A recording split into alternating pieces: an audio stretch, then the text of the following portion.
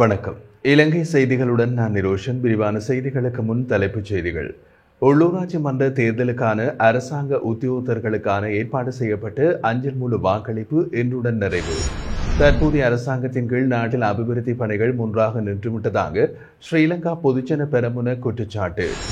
நாடு முழுவதும் ஜனாதிபதிக்கு ஒதுக்கப்பட்ட 9 பங்களாக்கள் தொடர்பாக பொது நிர்வாகம், மாகாண சபைகள் மற்றும் உள்ளூராட்சி அமைச்சு எடுக்கும் நடவடிக்கை. லஞ்ச ஊழல் ஆணைக்குழுவுக்கு அனுப்பப்பட்ட ரணில் விக்ரமசிங்கவின் கடிதம் தொடர்பாக சில சர்ச்சைகள் உருவாகியுள்ளதாக வெளியாகியுள்ள தகவல்கள். தொடர்வது விரிவான செய்திகள். எதிர்வரும் மே மாதம் 6ஆம் தேதி நடைபெறவுள்ள உள்ளூராட்சி மன்ற தேர்தலை முன்னிட்டு தேர்தல் பணிகளில் ஈடுபடும் அரசாங்க உத்தியோகத்தர்களுக்காக ஏற்பாடு செய்யப்பட்டு அஞ்சல் மூல வாக்களிப்பு நடவடிக்கை இன்று நிறைவடைய உள்ளது.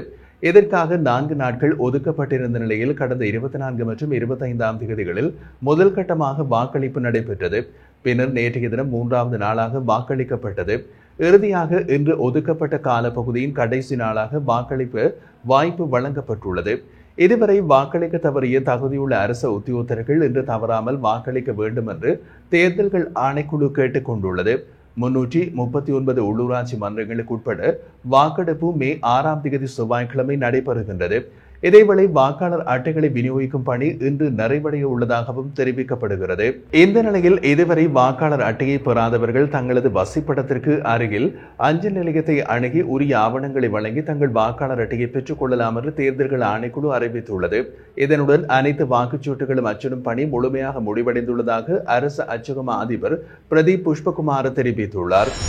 அனுருகுமார திசாநாயக்க தலைமையிலான தற்போதைய அரசாங்கத்தின் கீழ் நாட்டின் அபிவிருத்தி பணிகள் முற்றாக நின்றுவிட்டதாக ஸ்ரீலங்கா பொதுஜன பெரமுன கட்சியின் செயலாளர் சாகர காரியவசம் குற்றம் சாட்டினார். பத்ரமுல்ல நெலும் மாவட்டத்தில் அமைந்துள்ள பொதுஜன பெரமுன தலைமை காரியாலயத்தில் நேற்று மாலை நடைபெற்ற செய்தியாளர் சந்திப்பில் கலந்து கொண்டு கருத்து தெரிவிக்கும் போது அவர் இதனை தெரிவித்திருந்தார். அவர் மேலும் கூறுகையில், இந்த அரசாங்கம் பொதுமக்கள் மத்தியில் பகைமை உணர்வை தூண்டும் வேலைகளிலும் பொய்களை பரப்புவதிலும் மட்டுமே அதிக கவனம் செலுத்துகிறது. இதன் மூலம் நாட்டிற்கு எவ்வித நன்மையும் ஏற்பட போவதில்லை. முந்தைய அரசாங்கத்தின் காலத்தில் நாடு முழுவதும் அபிவிருத்தி பணிகள் தீவிரமாக முன்னெடுக்கப்பட்டன. ஆனால் தற்போதைய ஆட்சியில் அந்த நடவடிக்கைகள் அனைத்தும் முடங்கி கிடக்கின்றன என்று வலியுறுத்தினார்.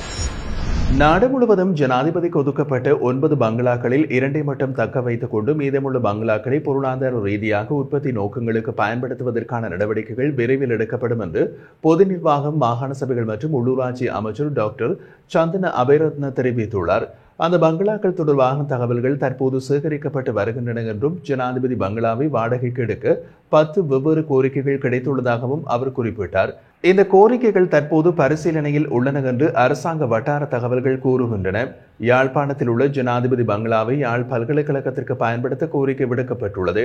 நுரலியாவில் உள்ள பங்களாவை சுற்றுலா மேம்பாட்டு பணிகளுக்காக பயன்படுத்தவும் அரசாங்கம் யோசனை செய்து வருகிறது. இதேவேளை கொழும்பு மற்றும் கண்டியில் உள்ள ஜனாதிபதி பங்களாக்கள் மட்டுமே எதிர்காலத்தில் சிறப்பு நிகழ்வுகளுக்கு பயன்படுத்தப்படும் என்றும் எதிர்பார்க்கப்படுகின்றது. முக்கிய அரசு தலைவர்கள் வருகை தரும் போது வரவேற்பு விழாக்கள் மற்றும் கூட்டங்களுக்கு இந்த மாளிகைகள் தேவையாகின்றன. குறிப்பாக கண்டி பரகரா நிகழ்வுக்கு கண்டி ஜனாதிபதி மாளிகை பயன்படுத்தப்பட வேண்டும் என்றும் தெரிவிக்கப்பட்டது. ஜனாதிபதி மாளிகையில் கொழும்பு, கண்டி, நுரலியா, மகியங்கன, அனுராதபுரம், கதிர்காமம், யாழ்ப்பாணம், எம்பிலிப்பட்டி மற்றும் பென்தோட்ட ஆகிய இடங்களில் ஜனாதிபதி செயலகத்தின் நிர்வாகத்தின் கீழ் உள்ளன. அதே சமயம் கொழும்பு மற்றும் கண்டியில் உள்ள பங்களாக்களை தவிர மற்ற அனைத்து ஜனாதிபதி மாளிகைகளும் தொடர்ச்சியான பயன்பாட்டில் இல்லை என்று அரசாங்க வட்டாரங்கள் தெரிவிக்கின்றன. சீனாவின் வர்த்தகத்துறை அமைச்சர் வாங் வென்டாவோ எதிர்வரும் ஜூன் மாதம் இலங்கைக்கு விஜயம் செய்ய உள்ளதாக அரசாங்க தகவல்கள் தெரிவிக்கின்றன.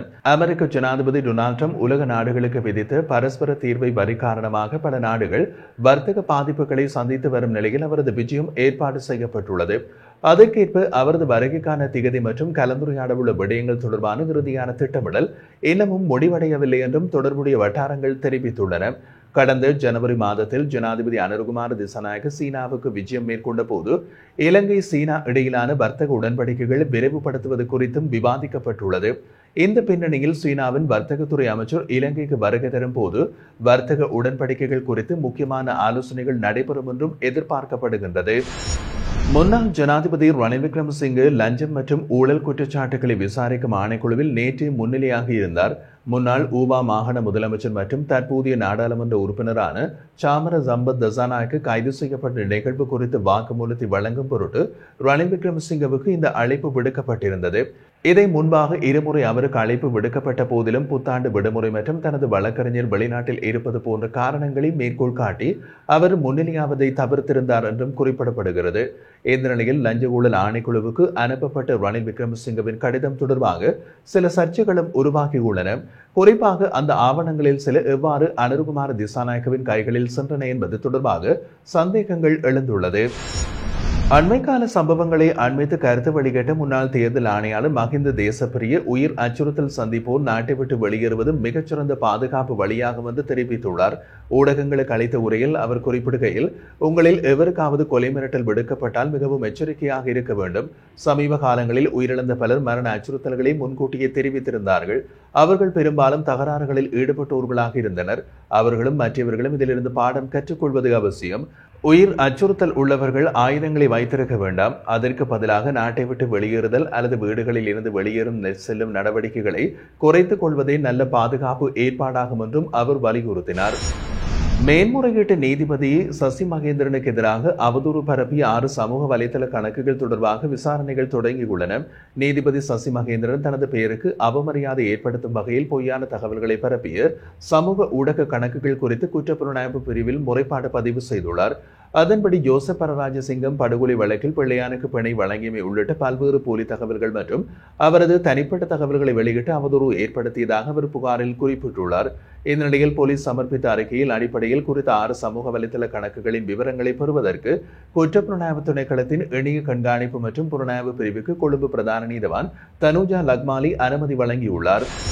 2024ஆம் ஆண்டு சனத்தொகை மற்றும் புள்ளிவிவர திணைக்களம் மேற்கொண்டு ஆய்வின் ஆரம்ப அறிக்கையின்படி இலங்கையில் அரச மற்றும் அரை அரச துறைகளில் மொத்தமாக 11,50,18 ஊழியர்கள் பணிபுரிந்து வருகின்றனர். அறிக்கைகளின் தகவலின்படி இந்த ஊழியர்களில் 50.5% ஆண்களும் 49.5% பெண்களும் உள்ளனர்.